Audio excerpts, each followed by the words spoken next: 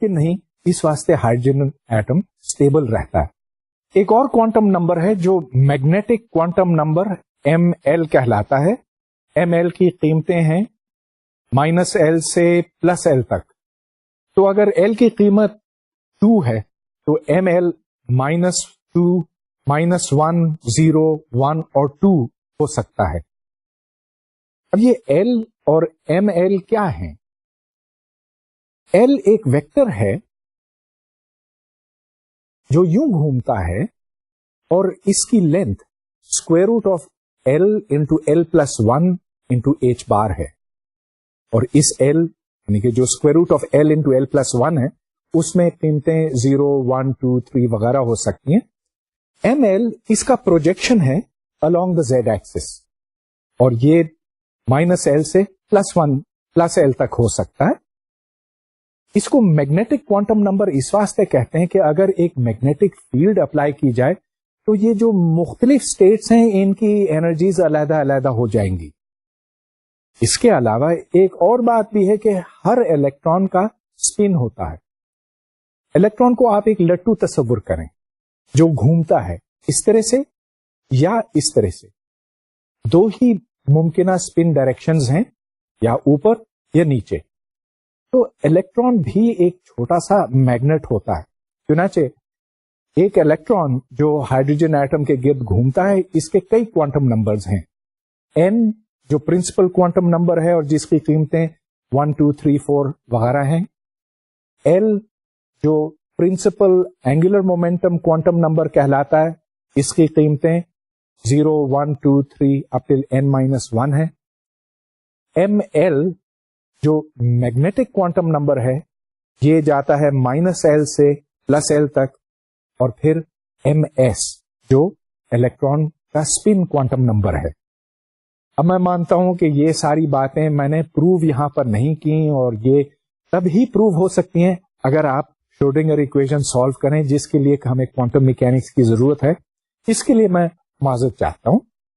मगर चलिए Schrodinger equation solve किए बगैर भी हम इसके नताइज के ऊपर गौर कर सकते हैं. पहली बात यह कि जब आप श्रोडिंगर इक्वेशन सॉल्व करते हैं तो वहां से वेव फंक्शन निकलता है और इस वेव फंक्शन के दो हिस्से हैं. एक हिस्सा जिसका ताल्लुक सिर्फ डिस्टेंस फ्रॉम द सेंटर से है और जो रेडियल वेव फंक्शन कहलाता है. इस ग्राफ में आप रेडियल वेव फंक्शन की एक तस्वीर देख रहे हैं, बल्कि वेव फंक्शन नहीं उसके स्क्वायर की तस्वीर देख रहे हैं. और यहां पर नजर आता है कि probability of finding an electron at distance r, इस प्रोबेबिलिटी की सबसे ज्यादा वैल्यू a0 पर है. तो जैसा कि मैंने आपको पहले बताया, हमारी तस्वीर अब हाइड्रोजन एटम के बारे में बिल्कुल मुख्तलिफ है. जब ये सिमेट्रिकल स्टेट में है, मतलब ये कि L = 0 या S स्टेट में है, तो इलेक्ट्रॉन का एक धुआं इस न्यूक्लियस के गिर्द या प्रोटॉन के गिर्द यूं फैला हुआ है और ये हर तरफ बराबर है, स्फेरिकली सिमेट्रिक है. इस धुएं की सबसे ज्यादा इंटेंसिटी या इसकी डेंसिटी सबसे ज्यादा A0 पर है.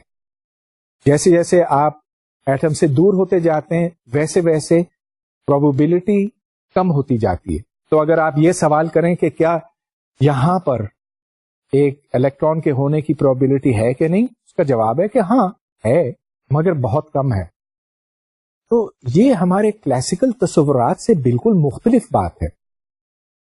क्लासिकल तस्वुरात में तो ये होता है कि एक इलेक्ट्रॉन सिर्फ एक मखसूस दायरे में घूमता है.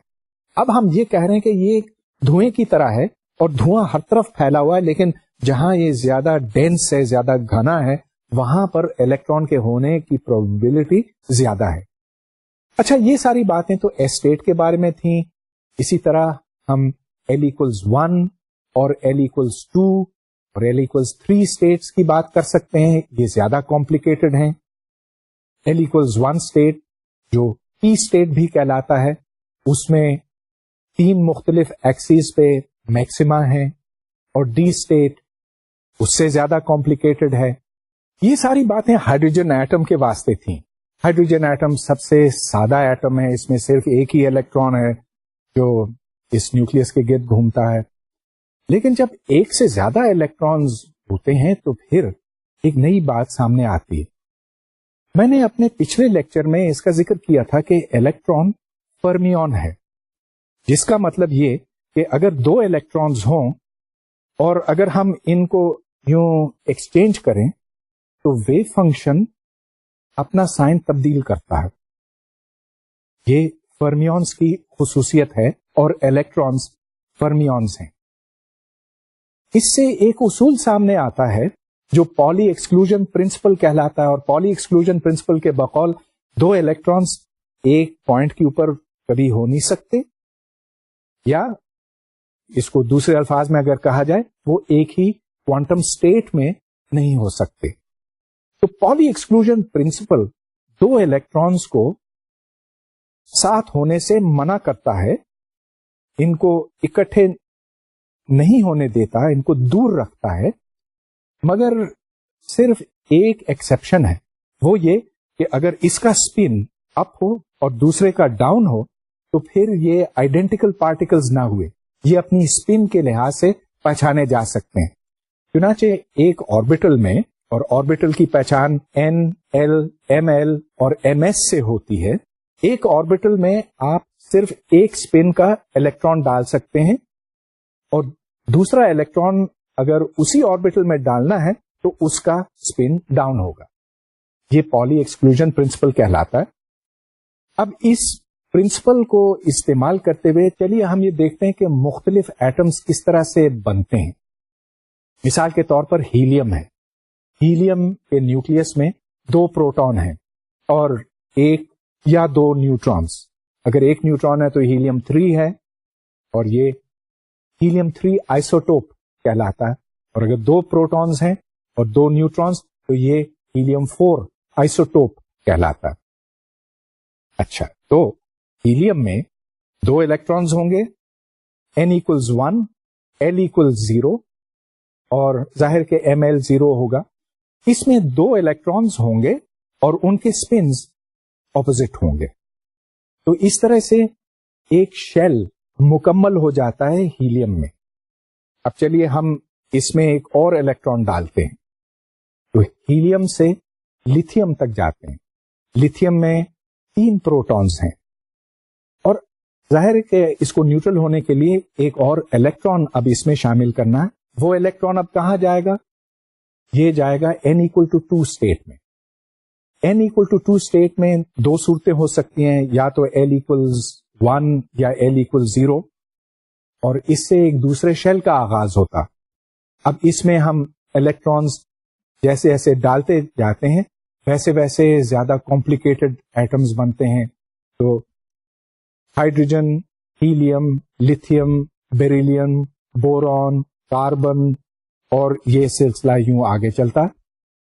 پھر جب دوسرا شیل بھر جاتا ہے، دوسرے شیل میں 8 الیکٹرانز آ سکتے ہیں. 8 کیوں آ سکتے ہیں؟ چلیے اس کا حساب لگاتے ہیں. n equals 2 کے لیے l کی دو ممکنہ ویلیوز ہیں، یا تو l 0 ہو سکتا ہے s اسٹیٹ، یا l equals 1 t اسٹیٹ. اب l equals 0 میں دو الیکٹرانز آ سکتے ہیں، ایک جس کا اسپن اوپر ہے، دوسرا جس کا نیچے ہے. l equals 1 کے لیے ml کی 3 ممکنہ اسٹیٹس ہیں، -1 0 +1، اور ہر ایک میں دو الیکٹرانز آ سکتے ہیں، ایک اوپر ایک نیچے. چنانچہ 2 s اسٹیٹ سے آئے اور 6 p اسٹیٹ سے. اب اسی طرح ہم n equals 3 پہ آگے بڑھ سکتے ہیں، 4 وغیرہ، اور یوں جتنے بھی ایٹمز ہیں پیریوڈک ٹیبل میں ان کا ہم الیکٹرانک کنفیگریشن بنا سکتے ہیں. الیکٹرانک کنفیگریشن سے مراد کیا؟ آپ یہاں پر دیکھیں تو پرنسپل کوانٹم نمبر بتانا ہوتا ہے جو یہاں پر 3 ہے. Angular momentum quantum number L کی قیمت 1 ہے، یعنی کہ p اسٹیٹ ہے، لہذا number of electrons in the subshell is equal to 6. اس کو الیکٹرانک کنفیگریشن کہتے ہیں. اب اس طرح سے ہم مختلف ایٹمز کے الیکٹرانک اسٹرکچرز بنا سکتے ہیں. یہاں آپ دیکھیں تو آکسیجن میں 8 پروٹون ہیں، 8 نیوٹران ہیں اور 8 الیکٹران. فاسفورس میں 15 پروٹون، 16 نیوٹران، 15 الیکٹران. زنک میں